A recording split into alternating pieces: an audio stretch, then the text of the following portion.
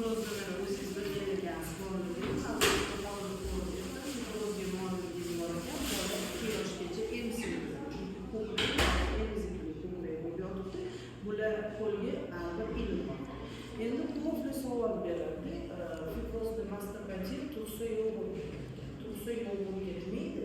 Emizsa 2 yoshgacha qisman yordam berishi mumkin. Bu ham to'liq davolanmaydi. O'shaning uchun bolani 2 yoshgacha emizib, xotirjam sutdan chiqarib olib, undan keyin ma'muriy davo beradi.